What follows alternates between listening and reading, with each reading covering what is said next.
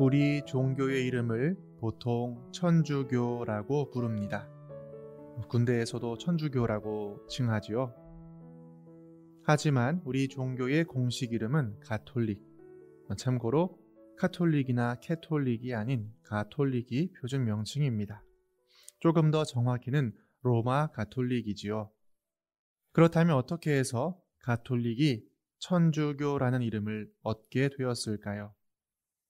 천주교라는 이름은 이탈리아 출신으로 예수회 사제이자 중국에서 선교한 마테오 리치가 지은 교리서인 천주 시리에서 유래하였습니다.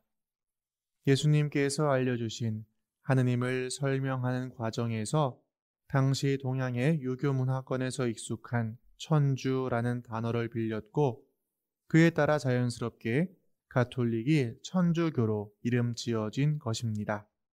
그리고 그 천주교가 당시 조선에도 전해졌고 이어 103위 순교 성인을 비롯한 많은 신앙 선조들의 피와 땀 덕분에 점점 퍼져나갔습니다.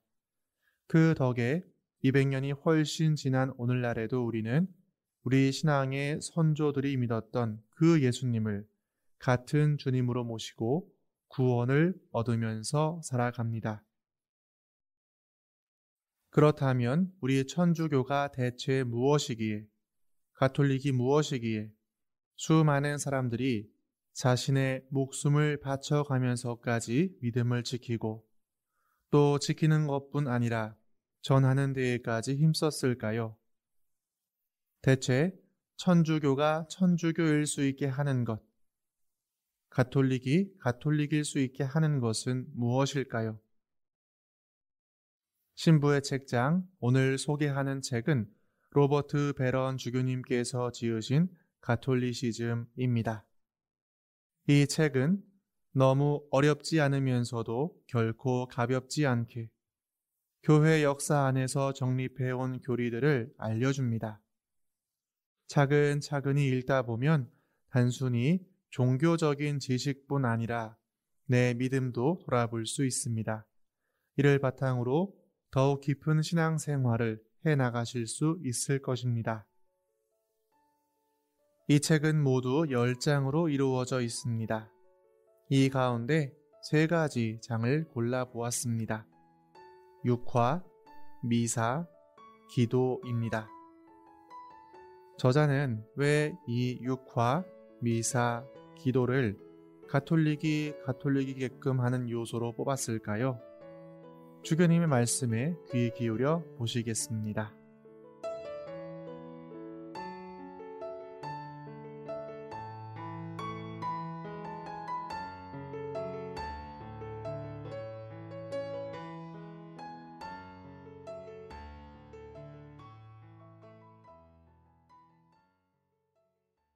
저는 가톨리시즘의 가장 큰 원칙은 바로 육화, 즉 하느님께서 사람이 되셨음이라고 한 존 헨리 뉴먼 성인의 말에 동의합니다.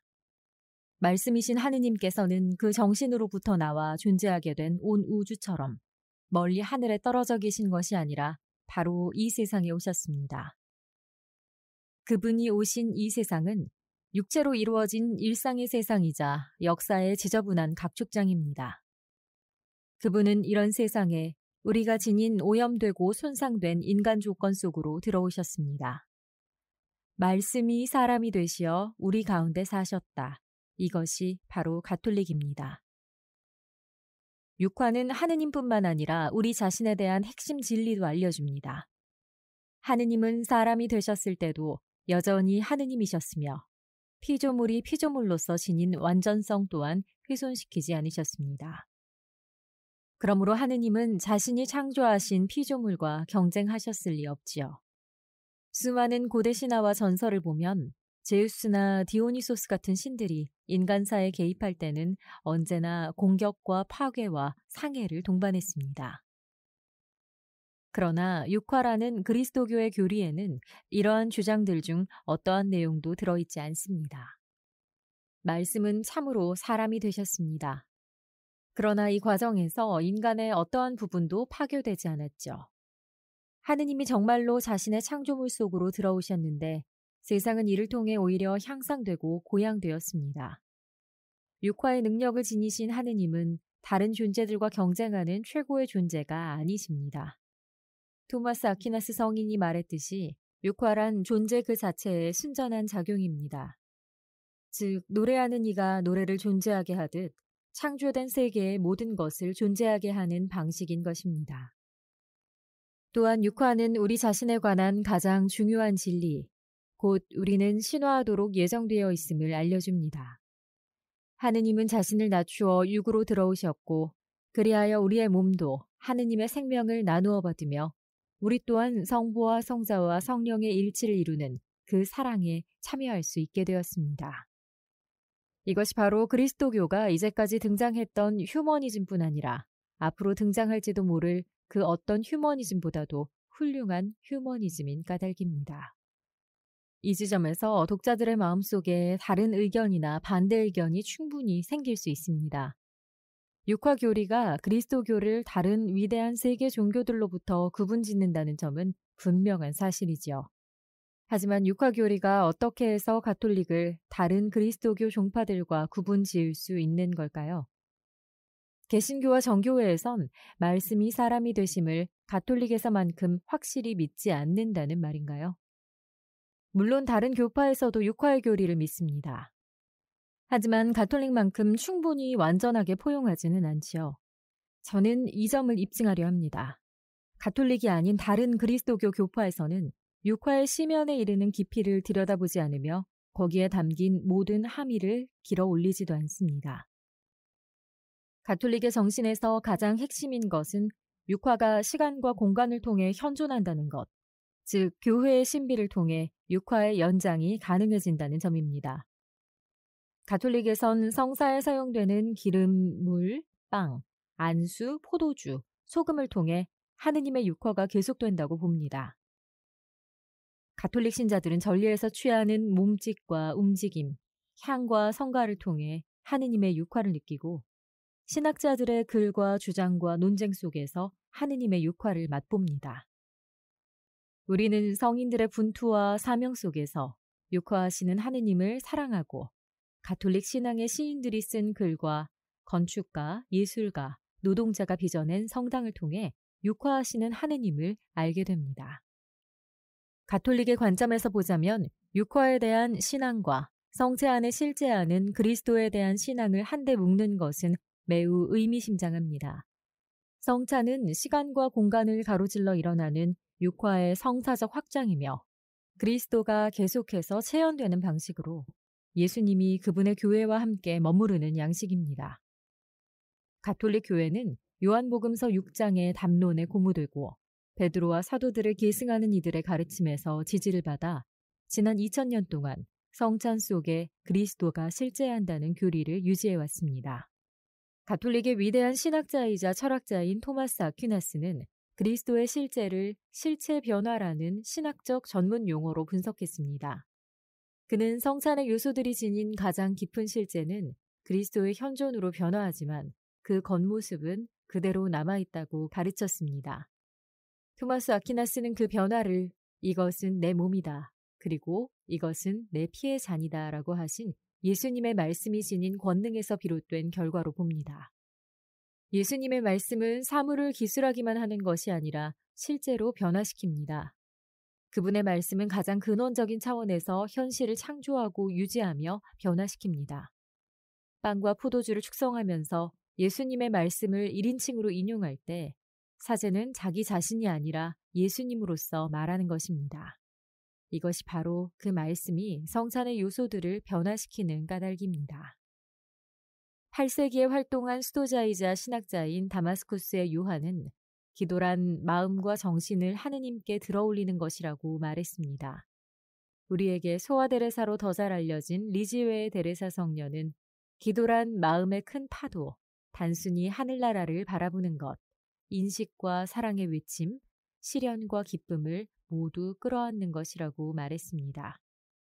기도는 초월적 영역이 우리가 머무는 이 비천한 세계에 영향을 끼치고 그렇기 때문에 우리가 그 초월적 영역에 닿을 수 있다는 인식에서 시작됩니다. 그리고 이러한 인식은 생각되기보다 느껴지는 것이죠.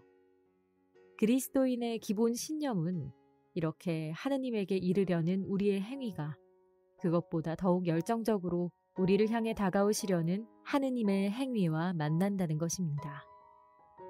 하느님을 향한 우리의 갈망과 우리를 향한 하느님의 갈망이 신비로이 만나는 것. 그것이 이 기도에 대한 가장 적절한 표현일 것입니다.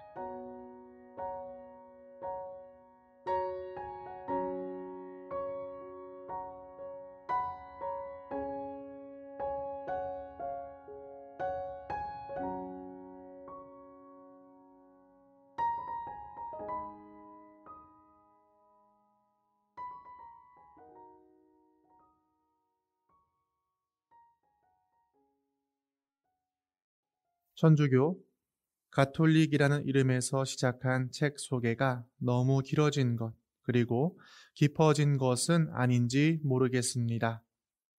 육화에서 시작해 성체, 또한 우리의 기도에 이르기까지 짧게나마 훑어보았습니다. 이것이 전부가 아닙니다.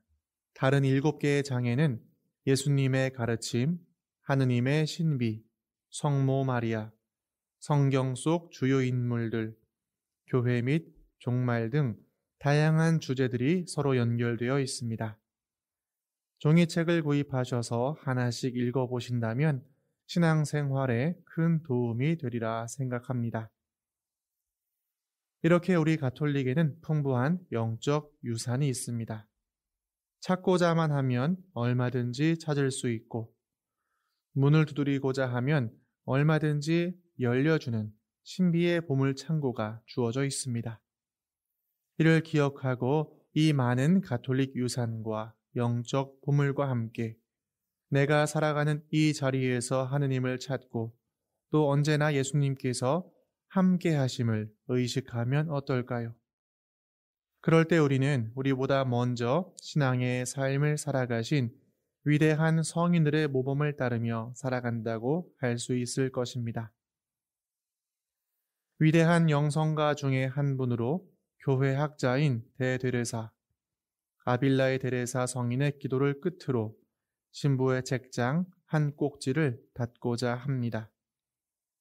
아무것도 너를 이라는 노래로도 유명한 기도입니다. 아무것도 너를 혼란케 하지 말고 아무것도 너를 두렵게 하지 마라. 모든 것은 다 지나갈 뿐 하느님은 변치 않으시니 인내는 모든 것을 얻는다. 하느님을 소유한 이는 부족함이 없으니 하느님만으로 족하다. 주님의 평화가 이 시간 함께한 여러분 모두와 가정에 가득하길 기도합니다.